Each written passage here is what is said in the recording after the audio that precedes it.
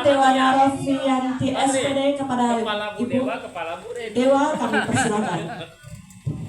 Baik, assalamualaikum warahmatullahi wabarakatuh. Waalaikumsalam.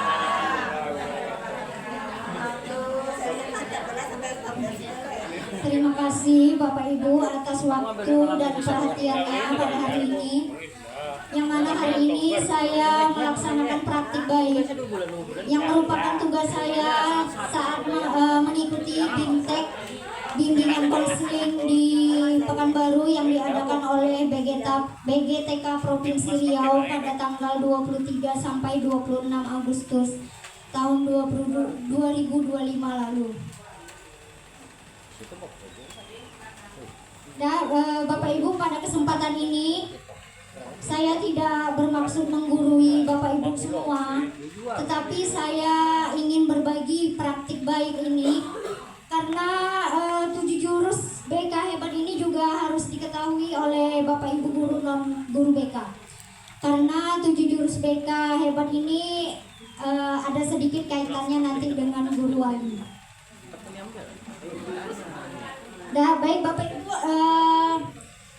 yang dasar hukumnya adalah dasar hukumnya adalah Peraturan Menteri Pendidikan Dasar dan Menengah Nomor 11 Tahun 2025 tentang pemenuhan beban kerja guru. Peraturan ini menegaskan bahwa semua guru wajib menjadi pembimbing yang selanjutnya disebut dengan guru wali. Nah, jadi Bapak Ibu, kita semua sudah mendapatkan tugas tambahan sebagai guru wali kan Bapak Ibu?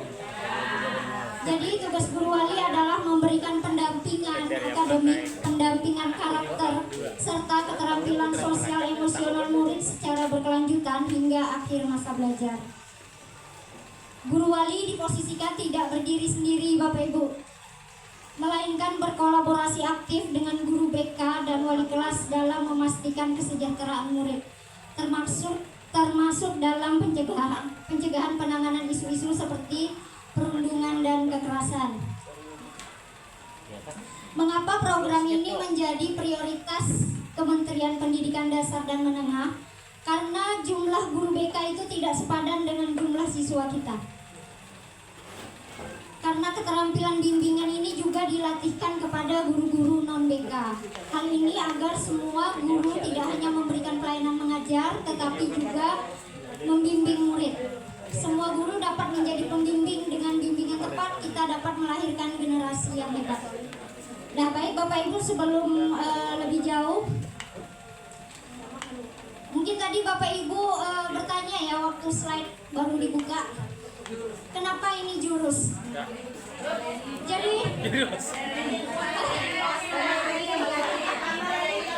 Jadi Bapak Ibu ya, judul 7 jurus BK hebat ini memang udah langsung dari kementeriannya, memang dari sananya. Kira ciptaan Bu Reni. Nah, 7 jurus BK hebat ini adalah sebuah kerangka kerja yang dirancang untuk meningkatkan kompetensi guru dalam membimbing murid. Jadi nanti Bapak Ibu dalam membimbing anak asuh Bapak Ibu sebagai guru wali bisa menggunakan 7 jurus ini. Nah, istilah jurus sengaja dipilih karena terinspirasi dari pencak silat yang menekankan kelembutan, pengendalian diri, dan kasih sayang, sehingga mudah diingat dan relevan bagi generasi muda. Jadi itu alasannya dipilih kenapa 7 jurus ya Bapak Ibu. Dan sebelum saya masuk ke jurus yang pertama, yaitu kenali potensi, di sini saya ada video. Saya minta Bapak Ibu saat video diputar, kita sama-sama nanti berdiri, kita menyanyi dan mengikuti gerakan yang ada di video. Siap Bapak Ibu?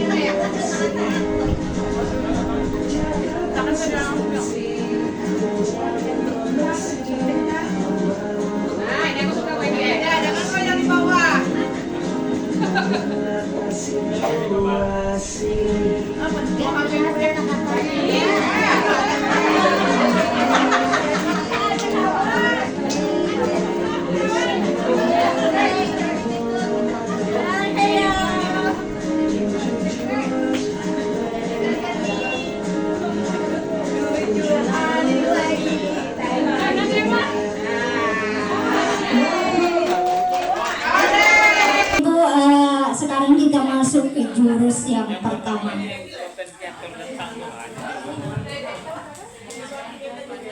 Kenali potensi. Yang seperti lagu kita tadi. Apa tadi 7 jurus? Yang pertama adalah kenali potensi.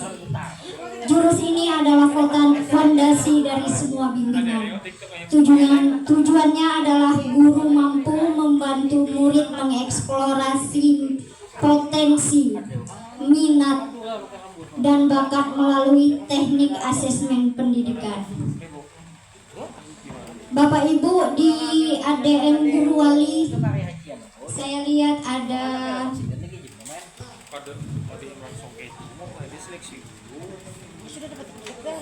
di ADM Guru Wali saya lihat di sini ada aspek pemantauan akademik, karakter, sosial, emosional, kedisiplinan, potensi, dan minat.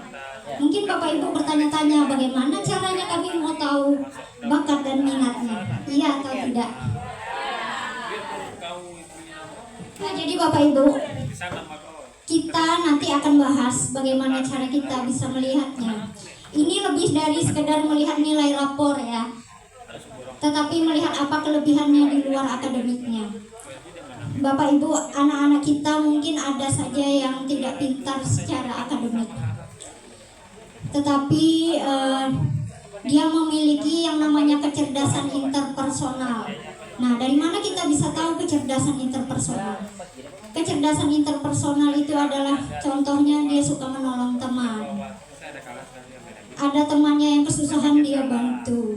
Jadi intinya Bapak Ibu, walaupun dia tidak pintar, dia punya kecerdasan interpersonal. Nah, cara kita ingin mengetahui jenis kecerdasannya bagaimana? Next. Melalui asesmen namanya Bapak Ibu ya.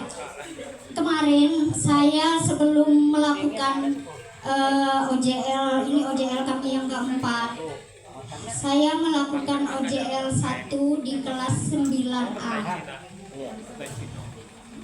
Di kelas 9A saya menyuruh siswa membawa handphone ke sekolah untuk praktek mengetahui tentang gaya belajar. Kemarin kami pilih Bapak Ibu. Jadi nanti Bapak Ibu sebagai guru wali bisa juga menyuruh siswa Bapak Ibu untuk membuka situs akupintar.id. Nama situsnya akupintar.id, atau bisa Bapak Ibu download di Play Store. Akupintar.id atau di Play Store dengan nama Aku Pintar. Nah, di situ ada berbagai macam jenis asesmen yang berguna untuk siswa. Mulai dari asesmen gaya belajar, kecerdasan majemuk, bakat minat, karakter, kepribadian, di situ ada. Jadi Bapak Ibu tinggal pilih ingin mengetahui apa. Jika Bapak Ibu menggunakan situs Aku Pintar, Bapak Ibu suruh siswa buka. Nanti udah keluar hasilnya, screenshot kan, kirimkan ke grup Bapak Ibu misalnya sebagai guru wali. Jadi Bapak Ibu bisa nih mengisi ini. Ya, sekarang ini kan bingung nih, masih meraba-raba. Nah, jadi itu dia Bapak Ibu ya, kenali potensi. Nah, yang kedua, Bapak, kelola emosi. Jurus ini berfokus pada pembelajaran sosial emosional. Tujuannya adalah membantu murid mengenali, memahami, dan mengelola emosi mereka sendiri, serta berempati terhadap orang lain. Nah, jadi tujuannya siswa kita mampu mengelola emosinya. Next. Sebelum kita bahas lebih jauh tentang kelola emosi, saya ingin bermain dengan kertas emosi. Kita akan menerima satu lembar kertas sebagai simbol emosi. Ini adalah simbol emosi kita. Nah, ini merupakan simbol emosi kita. Kertas kosong tadi Bapak Ibu merupakan simbol emosi. Nah, saya akan membacakan sebuah cerita. Bapak Ibu diminta merespon cerita yang saya baca. Jika Bapak Ibu merasa senang dengan kata-kata saya, silakan Bapak Ibu usap atau Bapak Ibu elus-elus kertasnya. Jika Bapak Ibu merasa kesal dengan cerita yang saya baca, Bapak Ibu boleh meremas kertasnya. Tidak, nanti sesuai dengan cerita Bapak Ibu ya. Dan jika merasa marah, kertasnya dapat Bapak Ibu sobek. Jika sangat marah atau marah gitu ya, boleh Bapak Ibu sobek. Pagi itu Bapak Ibu guru berangkat ke sekolah mengendarai sepeda motor. Bahan ajar yang sudah Bapak Ibu siapkan rapi digantungkan di motor. Namun beberapa meter sebelum sampai ke sekolah, motor Bapak Ibu mendadak mogok karena kehabisan bensin. Dengan susah payah Bapak Ibu guru mendorong motor hingga sampai ke sekolah. Sampailah Bapak Ibu di kelas. Silakan diresponnya Bapak Ibu ya. Sampailah Bapak Ibu di kelas. Hampir semua siswa datang tepat waktu. Namun belum sempat suasana stabil, Andi masuk terlambat.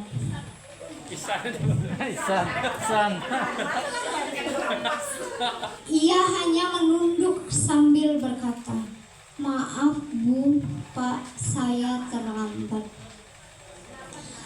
Pelajaran pun dimulai.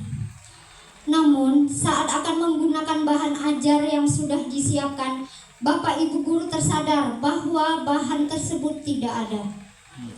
Dicarilah ke sana, kemari, tapi tetap tidak ditemukan. Dengan terpaksa Bapak Ibu guru melanjutkan mengajar seadanya. Bayangan aktivitas mengajar yang seru seketika buyar. Di tengah pelajaran, saat Bapak Ibu sedang asik mengajar, Andi terlihat tidak memberikan perhatian. Dia menunduk di bangkunya. Saat didekati, ternyata Andi sedang terlelap ketiduran. Bapak silakan direspon kertasnya.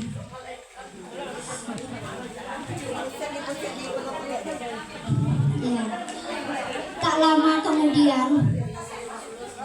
kemudian ada seorang bapak mengetuk pintu kelas. Bapak Ibu membuka pintu dan menghampirinya. Bapak itu berkata, "Maaf, saya pamannya Andi. Sebetulnya Andi sudah 3 hari di rumah sakit karena menunggu ayahnya yang sedang sakit. Meski kurang tidur, tapi Andi maksa selalu ingin sekolah karena tidak mau ketinggalan pelajaran. Sekarang saya izin mau menjemput Andi karena ayahnya masuk ICU."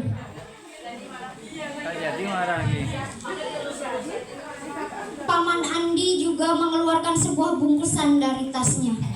Pak Ibu silahkan tuliskan refleksi dari kertasnya. Bagaimana kondisi kertas yang Bapak Ibu pegang sekarang?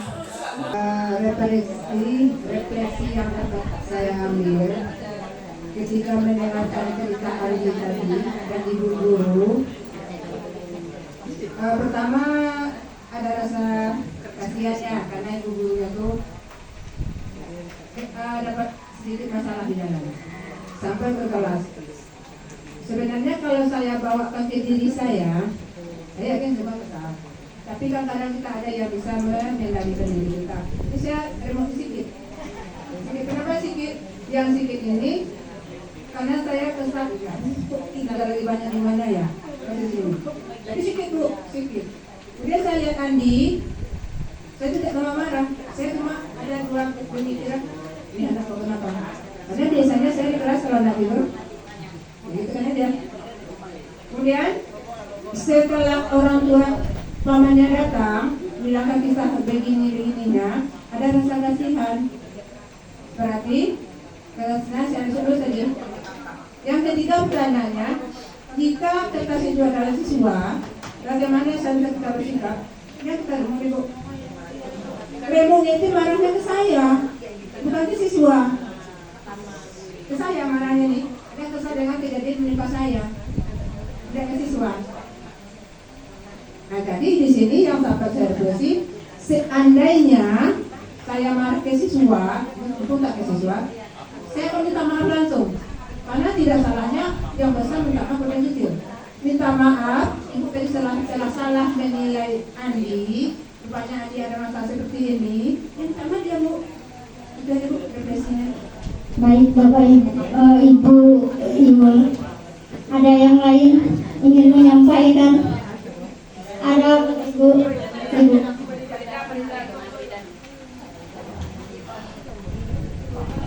Silakan Ibu Farida. Terima kasih Bu Dewa. Karena saya juga kusut. Tadi bukan karena kesal dengan Andi, karena kesal kehabisan bensin. Iya, karena biasa bensin yang Primavera sudah diisikan gitu. Kok sampai habis hari ini? Ini marahnya dengan abinya kayaknya. Kemudian masalah Andi tadi, jika ada, kita udah tahu karakter anak di kelas, yang ini bagaimana, yang itu bagaimana. Ketika ada anak yang terlambat, biasanya dia tidak terlambat. Hari itu dia terlambat. Pasti kita bertanya-tanya, kenapa kamu terlambat? Atau mungkin dia telat bangun, atau ketika dia tertidur, kita heran lagi, hari-hari sebelumnya apakah dia tidur atau memang hari itu aja. Apalagi 3 hari berturut-turut tidur dari cerita itu, berarti pasti ada masalah. Ditanya apa masalah, ternyata dia menunggu orang tuanya yang sakit di rumah sakit. Jadi tidak langsung marah gitu berdua. Terima kasih. Baik, ada lagi Bapak Ibu? Tidak. Dalam satu hari emosi kita silih berganti. Emosi itu ada banyak, ada senang, sedih, ada marah, dan juga faktor internal dan eksternal. Jadi sebagai guru, ada baiknya sebelum kita mengajak siswa kita untuk mengelola emosi, ada baiknya kita juga bisa mengelola emosi kita. Oke Bapak Ibu sampai di sini. Next. Di jurus 2 kelola emosi itu memiliki pembelajaran sosial emosional yang berfokus pada 5 kompetensi yang ingin ditumbuhkan kepada peserta didik kita atau siswa kita. Yang pertama adalah self awareness. Benarkah itu bacaannya dalam bahasa Inggris? Menyadari diri, yaitu kemampuan untuk memahami emosi, pikiran, dan nilai-nilai yang mempengaruhi perilaku dari berbagai situasi. Jadi Bapak Ibu, kita harap siswa kita paham bahwa emosi itu banyak sekali dan dia bisa mengenali, oh hari ini saya marah, oh hari ini saya sedih, hari ini saya sedang takut. Tidak semua disebutnya dengan emosi. Begitu Bapak Ibu ya. Yang kedua ada mengelola diri. Jadi diharapkan siswa kita mampu mengelola dirinya saat dia sedang mengalami berbagai macam emosi. Mengelola diri yaitu kemampuan untuk mengatur emosi, pemikiran, dan perilaku secara efektif pada situasi yang berbeda. Contohnya, saya tahu caranya untuk menenangkan diri saya saat penting bagi siswa untuk belajar mengelola diri. Yang ketiga adalah mengambil keputusan. Setelah dia berhasil menyadari diri, dia bisa mengelola diri. Diharapkan siswa kita mampu mengambil keputusan yang bertanggung jawab. Contohnya saya memahami keputusan yang saya ambil ini dapat berdampak pada diri saya dan orang lain. Selama ini yang kita tahu siswa menurunkan emosinya dulu kan Bapak Ibu, tanpa memikirkan akibatnya, sehingga dia tidak bisa mengambil keputusan yang bertanggung jawab. Jadi diharapkan setelah ini siswa kita dapat mengambil keputusan yang bertanggung jawab. Selanjutnya ada terampil berelasi. Diharapkan kemampuan memahami perspektif yang berbeda, termasuk berempati terhadap kondisi individu dengan latar belakang yang berbeda. Peserta didik kita mampu menjalin pertemanan yang sehat. Setelah dia mengambil keputusan, dia dapat tetap berteman dengan teman-temannya. Tidak ada yang bermusuhan, tidak ada pembulian. Betul sekali Ibu Indah. Yang terakhir adalah peduli sosial. Setelah dia dapat mengambil keputusan, dia bisa berelasi dengan temannya. Diharapkan dia juga memiliki kemampuan untuk peduli dengan teman-temannya. Next, jurus yang ketiga, tumbuhkan resiliensi. Mungkin Bapak Ibu bingung atau mungkin sudah ada yang tahu apa itu resiliensi. Video dulu Ibu Reni.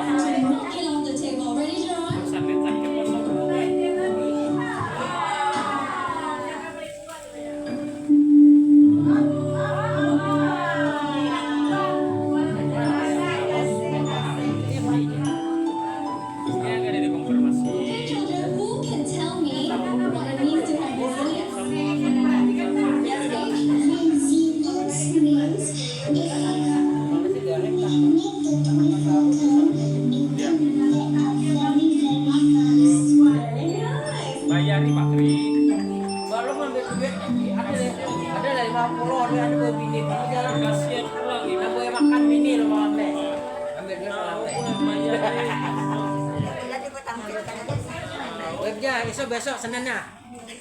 Bayarin. Tadi video tentang resiliensi. Jadi apa itu resiliensi? Resiliensi adalah daya lenting atau kemampuan untuk bangkit kembali setelah menghadapi kesulitan, kegagalan atau tekanan. Tujuannya adalah guru mampu membantu murid atau siswa kita membentuk grow mindset. Apa itu grow mindset Bapak Ibu? Grow mindset. Dan sehingga mereka berkembang optimal pada aspek pribadi, sosial, akademik, dan karir. Jurus ini melatih mental murid agar tidak mudah menyerah. Kita pernah tidak Bapak Ibu mendengar anak-anak sekarang gampang menyerah? Next.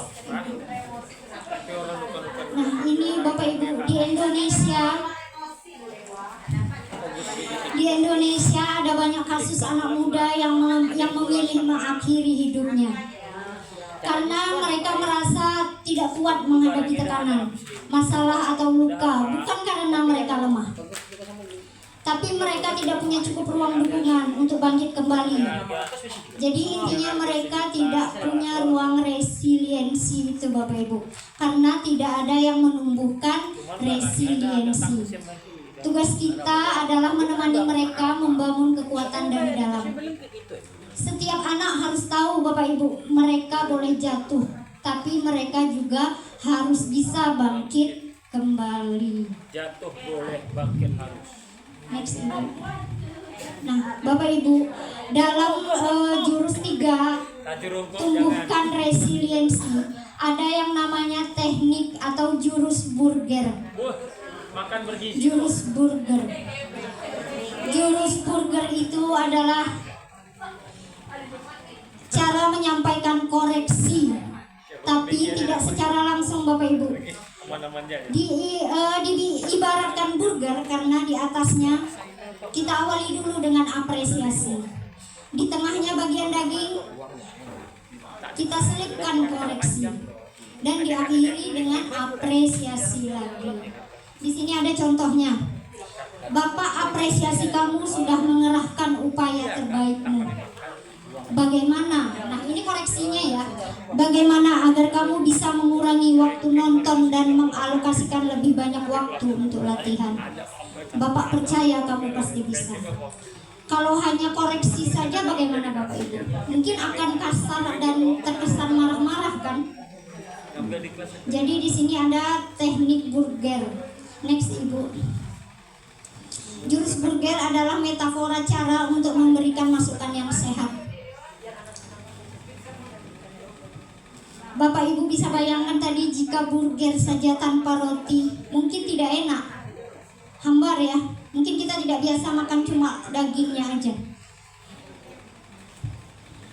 Kita bisa koreksi itu tidak harus marah. Kita bisa menyampaikannya dengan cara tetap menjaga harga diri murid. Itu intinya dari jurus Burger. Nah Bapak Ibu, yuk kita praktek memberikan masukan dengan teknik Burger. Di sini ada suatu masalah, Bapak Ibu bayangkan. Siswa atau murid Bapak Ibu sering tidak fokus belajar, tapi siswa tersebut tidak pernah bolos dan selalu rajin ke sekolah. Oke, baiklah. Sebelumnya perkenalkan, nama saya Indah Kumatasari. Ada duit belum? Baiklah, dalam memberi feedback di awal diapresiasi biasanya mungkin dengan kasus yang seperti ini saya mungkin akan sebut namanya, misalnya namanya siapa, Rahmarita mungkin ya. Bu ya. Nak, ya Allah, anak ibu yang rajin ke sekolah, Nak. Kenapa, Nak? Kalau ibu ngajak tidak fokus, kurang makan ya? Kurang gizi. Iya, nanti Nak ya, kalau misalnya anak ibu fokus belajar pasti tambah bintang, bisa juara 1 anak ibu nih. Soalnya kan rajin ya Nak ya, tingkatkan prestasi Nak ya, fokus belajar sama ibu Nak ya. Oke, mungkin itu saja Ibu. Tepuk tangan dulu untuk Ibu Indah. Mantap loh seni. Luar biasa sekali Ibu Indah ya, langsung bisa dia menerapkan jurus yang ketiga, tumbuhkan resiliensi. Jadi Ibu Indah mengoreksi tidak dengan kata-kata yang kasar. Nanti kita belajar lebih jauh dengan Ibu Indah. Iya. Baik Bapak Ibu, jurus yang keempat, kita langsung saja jaga konsistensi. Mengapa jaga konsistensi itu begini? Karena supaya gerakannya tetap stabil. Ya Bapak Ibu ya, tidak berkejut-kejut ke atas, tidak menurun ke bawah, tetapi stabil. Jaga konsistensi tujuannya adalah guru mampu menumbuhkan pembiasaan karakter positif yang dikembangkan berdasarkan nilai-nilai agama dan budaya bangsa. Jurus ini adalah tentang membangun kebiasaan berkesadaran. Perubahan besar seringkali dimulai dari tindakan kecil yang dilakukan secara konsisten. Ini melatih disiplin dan bertanggung jawab. Jadi diharapkan kita bisa mengajak siswa kita bisa membimbing siswa kita secara konsisten. Bisa dimulai dari hal-hal yang kecil. Next, Ibu Rin. Oke, di sini ada kesadaran versus paksaan. Kita sering kan Bapak Ibu melihat siswa yang memberontak saat ditegur. Kenapa? Bukan karena dia membangkang ya Bapak Ibu ya. Karena mengapa kita tidak suka dipaksa dan diperintah? Karena manusia itu punya kebutuhan dasar, kebutuhan psikologi. Kebutuhan psikologinya yaitu ingin dihargai otonominya. Maksudnya ingin dihargai otonomi ini, dia ingin punya kuasa dalam mengendalikan dirinya. Makanya tidak ada orang yang suka dipaksakan. Jika otonominya itu diusik, otonomi tadi apa? Otonomi tadi adalah kebutuhan dasarnya tadi yang terganggu. Maka alarm dalam tubuhnya itu akan aktif. Maka muncullah reaktansi. Reaktansi itu adalah dorongan untuk menolak, dorongan untuk melawan. Maka muncullah perintah akan diabaikan. Larangan jadi rekomendasi. Pernah tidak Bapak Ibu lihat iklan yang seperti ini? Hati-hati jangan lihat ke kiri. Kita malah lihat apa tuh?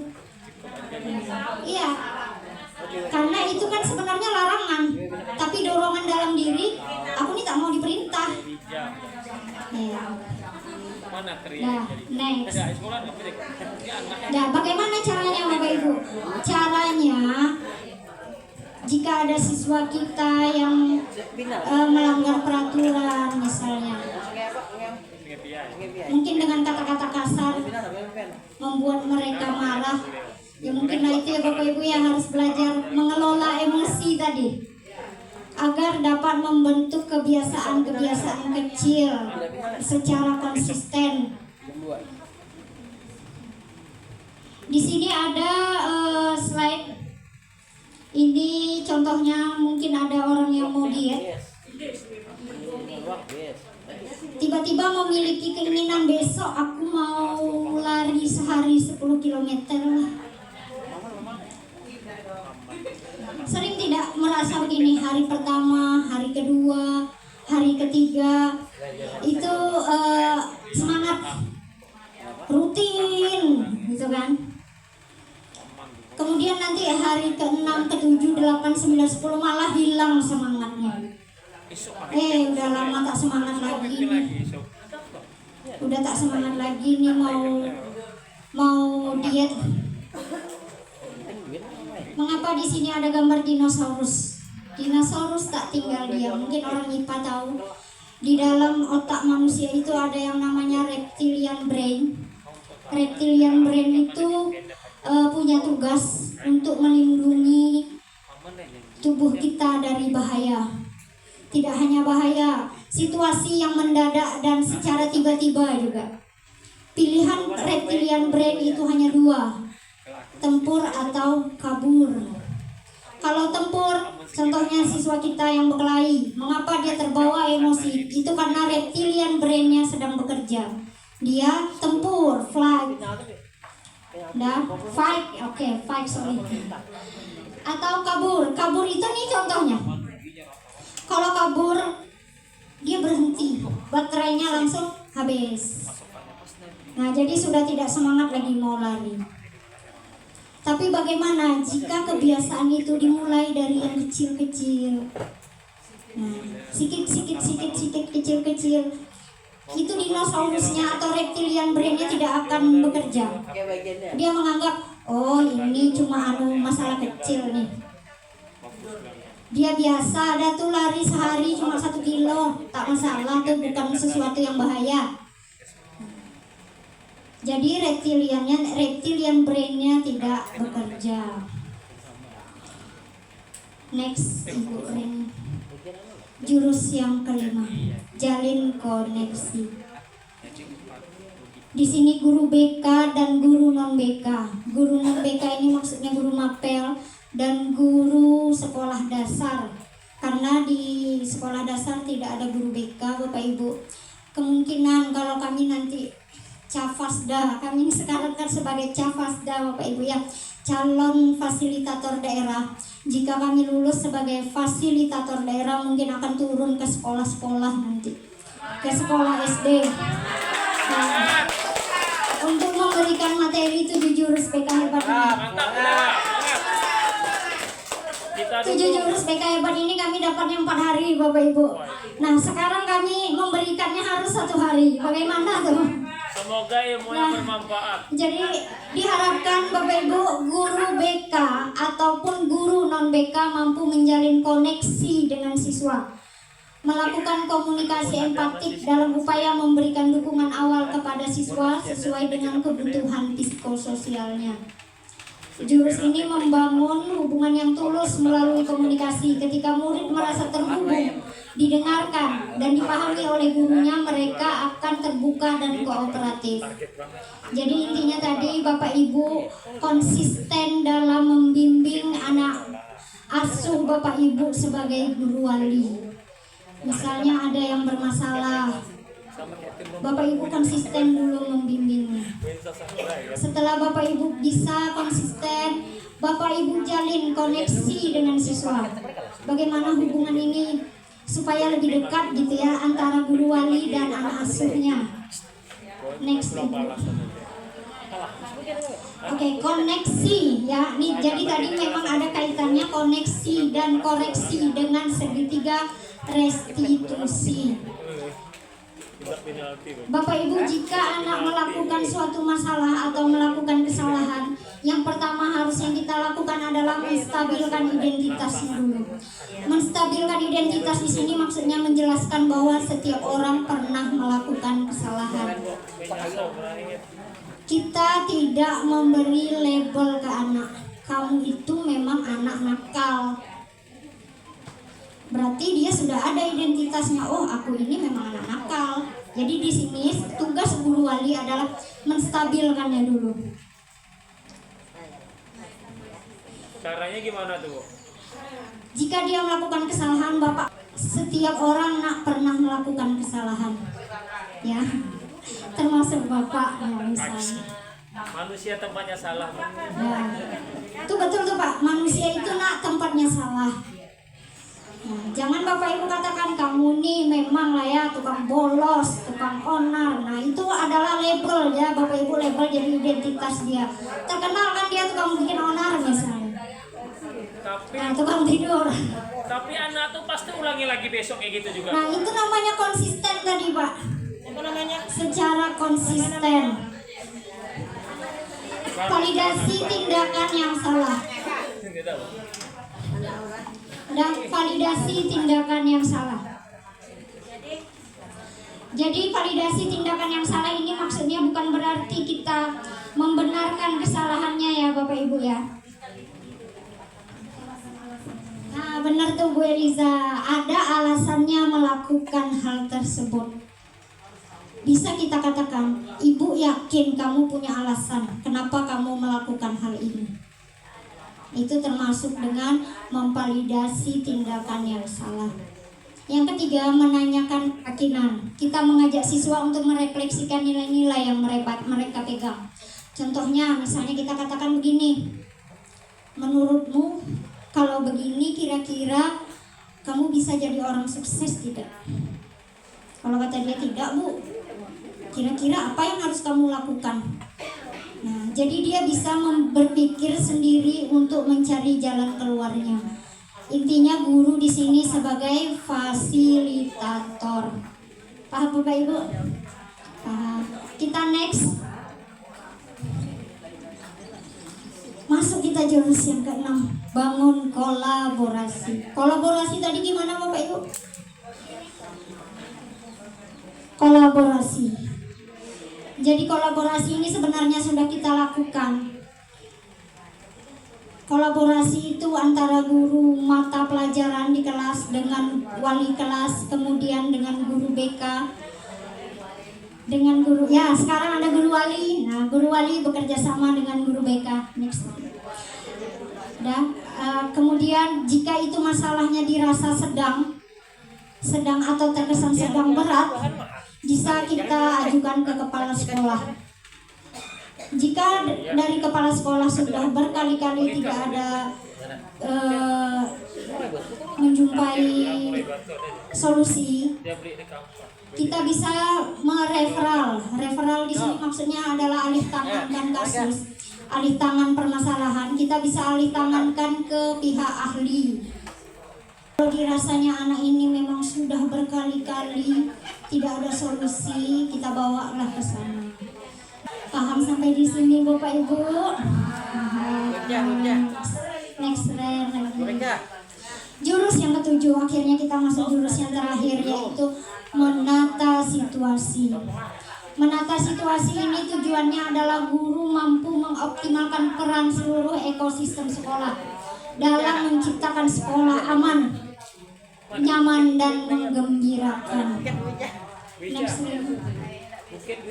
Aspek-aspek aman, nyaman, dan menggembirakan.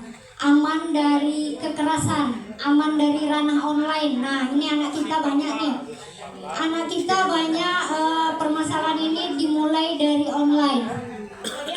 Aman dari bencana. Kalau dari bencana mungkin kita kurang ya. Jadi banyak itu aman dari kekerasan, aman di ranah online. Kemudian nyaman relasi sosial, nyaman hubungan antara dia dan temannya. Nyaman lingkungan ini lingkungan belajarnya nyaman. Kemudian nyaman sarana prasarananya, misalnya sekolahnya lengkap, itu juga mendukung dalam pembelajaran siswa. Yang terakhir, menggembirakan. Bagaimana Bapak Ibu di kelas dapat menciptakan suasana kelas yang menggembirakan. Misalnya belajarnya tidak hanya berceramah, dikasih games tipis-tipis ya Bapak Ibu ya. Kemudian gembira dalam minat dan bakat. Gembira dalam minat dan bakat ini sebenarnya sudah kita lakukan juga Bapak Ibu. Siswa yang mengikuti kegiatan ekstrakurikuler itu kan penyaluran minat dan bakatnya. Misalnya dia berminat di bidang agama, nah kita sediakan wadahnya. Dia berbakat sebagai pesepak bola, kita sediakan wadahnya. Yang terakhir adalah gembira dalam bermain. Nah, dia bermainnya dengan teman-teman seusianya. Sudah Bapak Ibu, beginilah 7 jurus PK hebat. Belum bayar, pulang ambil gaji. Kesimpulannya Bapak Ibu, dengan menguasai 7 jurus BK hebat ini, diharapkan Bapak Ibu tidak hanya reaktif terhadap masalah, tetapi menjadi proaktif terhadap membentuk karakter dan menciptakan ekosistem belajar yang positif di sekolah. Selamat bertugas Bapak Ibu sebagai pendekar. Karena sudah belajar jurus kan, jadi Bapak Ibu sebutannya pendekar. Next. Nah, bimbingan tepat generasi hebat. Terima kasih Bapak Ibu. Terima kasih kepada narasumber yang telah memaparkan berbagi praktik baik 7 jurus BK hebat. Setelah kita di penghujung acara ini, terima kasih yang sebesar-besarnya kepada Bapak Ibu yang telah hadir dan bisa menyimak materi yang telah disampaikan.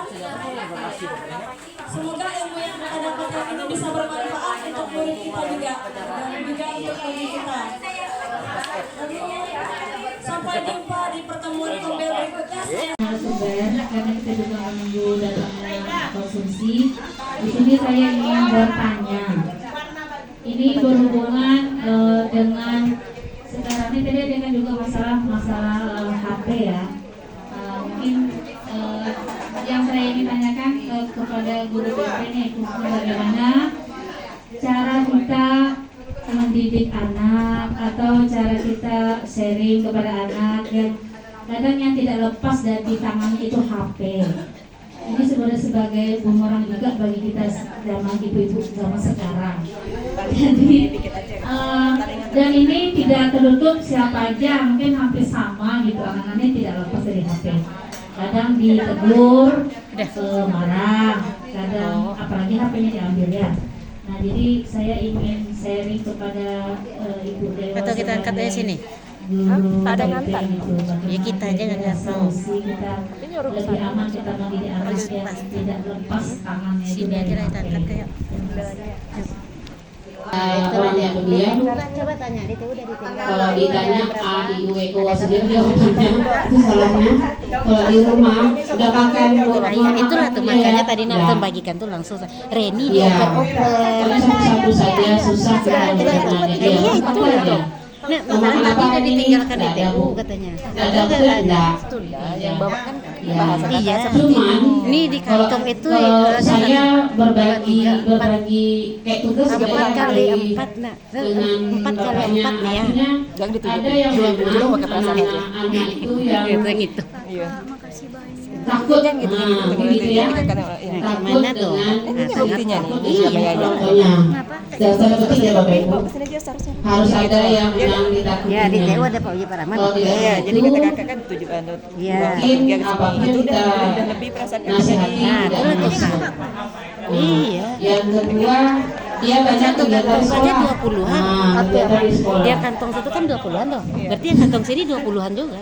banyak kegiatan sekolah. Jadi kegiatan sekolah ini ada positif dan negatifnya. Positifnya dia tidak memegang HP dalam sekian jam. Itu tidak memegang HP dalam sekian jam. Tapi kalau sudah pulang yang dicarinya HP. Tetap HP dicarinya.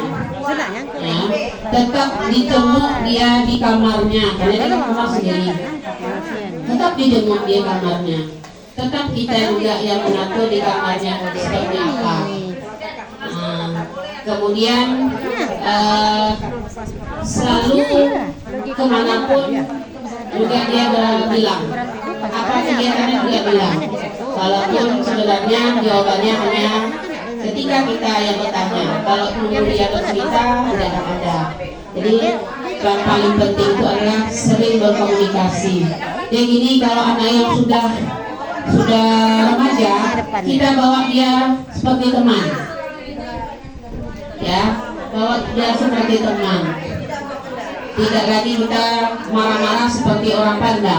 Karena Wah, saya dia tuh, orang sudah mengalami kehadiran itu. orang tua Terus untuk saya anak itu ubah penting. caranya wajib dengan mengajaknya kadang-kadang pergi makan saja bercerita di kamar duduk ya di kamarnya saya kadang di kamar ya ini apa nggak ada Bu nah, tadi apa di sekolah apa yang dikerjakan jadi walaupun hal kecil jawabannya hanya sebentar kayaknya ada terjalin sedikit demi sedikit.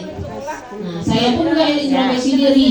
Kalau dulu saya pemarahan, tapi sedikit marah, saya ubah juga diri saya sendiri untuk lebih memahaminya karakter dari anak masing-masing. Karena saya bertiga, jadi karakternya itu berbeda-beda. Jadi memang susah gampang wajib, karena anak-anak ini dia punya dunia dia sendiri. Kita juga perlu ada merubah kita. Kemudian jalinan komunikasinya paling penting. Terima kasih.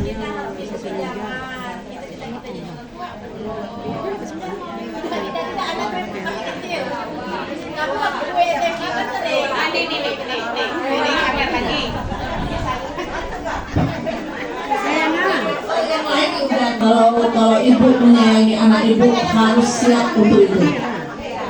Ya, maksudnya begini, HP harus tetap di tangan kita. Buat perjanjian di awal. Kalau dia mau hanya berapa jam? 2 jam, 3 jam, itu harus dibatasi. Kalau saya jujur, memang HP itu tidak boleh dipegang oleh anak saya. Harus, kalaupun dia mau, harus buat perjanjian di awal. Berapa jam, sampai jam berapa? Nanti saya tagih terus sampai dia enak gitu. Saya tagih. Kalau malam nggak ada. Kalaupun dia pakai misalnya pulang sekolah Uni minta sudah nanti saya ulurkan sampai mendekat maghrib. Dekat maghrib baru saya kasih. Jam 5 ke atas misalnya saya kasih. Dekat maghrib kan sudah banyak aktivitas tuh. Sholat, harus sholat, udah sholat harus ngaji. Saya bilang gitu lagi. Tapi masih dipegangnya tapi belum digunakan juga. Sampai oke, ini ada memakai sebentar. Udah itu baru saya ambil. Saya tagih terus sampai dia ibaratnya bosan gitu. Mana dek? Udah berapa jam? Udah berapa? Gitu-gitu lagi. Baru yang otak lo diserahkan ya. Jangan rotok-rotok lah dia. Versi dia. Saya biarkan aja. Dan itu setiap hari seperti itu. Saya ingin terus pesan Ustaz itu.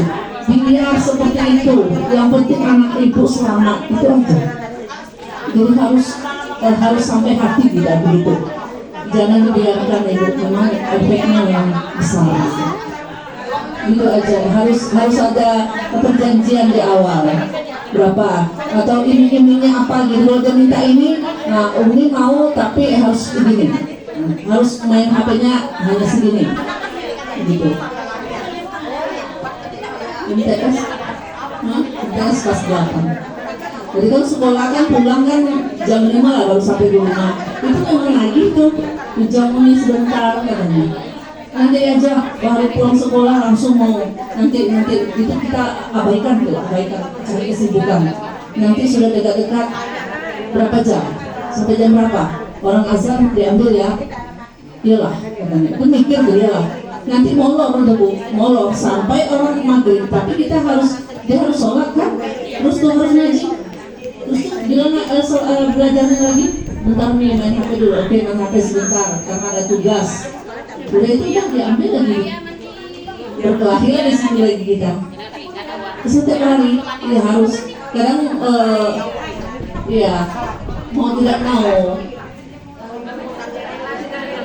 Iya, bukan tidak sayang, memang harus sampai hati kita. Kalau kita biarkan besok ke besoknya tetap dia udah tahu kelemahan kita, dia begitu terus nanti. Kadang-kadang juga molor. Kalau misalnya di libur Sabtu atau Minggu itu memang kadang-kadang setengah hari atau sampai mungkin seharian. Kalau ada acara keluarga kan kita bawa dia di situ, tak mau kan sekali-sekali adalah. Untuk hari Sabtu, untuk hari Minggu itu kadang-kadang setengah hari, kadang-kadang 1 hari. Untuk itu, kalau untuk hari Senin sampai hari Jumat, Insya Allah. Oke, itu aja untuk sharing kita. Dewa, mau ditambahkan sedikit? Ingin menambahkan. Assalamualaikum warahmatullahi wabarakatuh. Saya mau menambahkan sedikit tips bagi Bapak Ibu agar anaknya tidak kecanduan HP. Jadi gini, yang bikin kecanduan itu biasanya adalah men-scroll TikTok atau apapun dalam bentuk video pendek. Itu menurut penelitiannya, video YouTube yang short itu dan kayak TikTok durasi di bawah 5 menit atau sekian menit cuma itu bisa membuat namanya otaknya jadi busuk kayak gitu. Root, brain root, nah kayak gitu. Nah itu juga sangat mengganggu konsentrasi anak dalam belajar. Nah jadi aplikasi apapun dalam bentuk sosmed itu tolong dihilangkan dari HP-nya. Seperti orang di Australia sudah dibikin regulasinya, itu anak di bawah umur 16 tahun tidak boleh pakai sosial media. Jadi langkah yang paling pertama, isi HP anak kita batasi. Kalau isi HP-nya tidak ada yang menarik bagi dia, otomatis dia nggak akan main HP. Tapi selagi HP-nya masih menarik bagi dia akan candu terus. Itu saja, itu kuncinya. Kita aja yang tua yang sudah bisa mengendalikan diri kadang tidak sadar men-scroll Facebook saja, apalagi reelnya yang video. Itu dia. Nah caranya seperti apa supaya anak kita sediakan minimal buku bacaan yang mana menurut dia menarik. Jadi kita harus menumbuhkan rasa cinta terhadap membaca, apapun dibaca. Saya juga sudah merasakan sendiri waktu SMP saya nggak suka baca, waktu SMA saya baru suka membaca, apapun buku saya baca. Seperti novel-novel Terelie itu bagus untuk remaja, itu tidak soal percintaannya ya, untuk membangun karakter anak itu banyak. Yang seperti seri Anak Mamanya itu. Saya dari nggak suka baca sampai bisa jadi suka baca ya karena dari baca hal-hal yang kecil seperti itu. Jadi saya bisa mengendalikan diri saya apa yang saya mau lihat di sosmed saya, apa yang tidak dari sana. Jadi mengalihkan kecanduan HP itu pasti sosmed, pasti itu TikTok, YouTube itu yang dilihat anak kita. Dan itu adalah branding pasar. Nah untuk kita di setiap video itu betul ibu, itu maksud saya dibatasi. Apalagi kayak TikTok Kalau YouTube mungkin tidak bisa dibatasi ya. Coba tidak bisa dihilangkan sama sekali karena dia nanti bikin apa itu. Nah, caranya membatasi tidak dari HP dia, kalau dia mau cari YouTube ya dari HP orang tuanya seperti itu. Nah, gitu. Atau online novel online itu kan ada tuh di download dulu. Nah, itu yang dibacanya atau yang ya kita sortir lah apa yang dilihat anak kita, intinya itu saja. Demikian Bu Dewa, terima kasih. Baik, Bapak Ibu, bagaimana Bu Aji masukan dari teman-teman? Sambil berbagi pengalaman aja Bapak Ibu ya, kalau menurut saya betul yang dibilang oleh Bapak Ibu guru semua, apalagi anak saya masih kecil, cerita ada masalah apa tadi, nah mungkin bisa seperti itu Bapak Ibu ya. Ini ilmu juga untuk saya, pembelajaran juga untuk saya karena anak saya masih kecil. Saya juga tidak mau anak saya asli main HP aja. Kalau sekarang mungkin bisa saya marahi. Ibu kasih waktu, mama kasih waktu cuma 1 jam ya. Masih bisa. Kalau remaja kayaknya memang kita butuh pendekatan. Oke Bapak Ibu, segitu aja. Ada lagi yang ingin menanggapi Bapak Ibu? Dan terima kasih Bapak Ibu atas perhatiannya. Saya ucapkan assalamualaikum warahmatullahi wabarakatuh.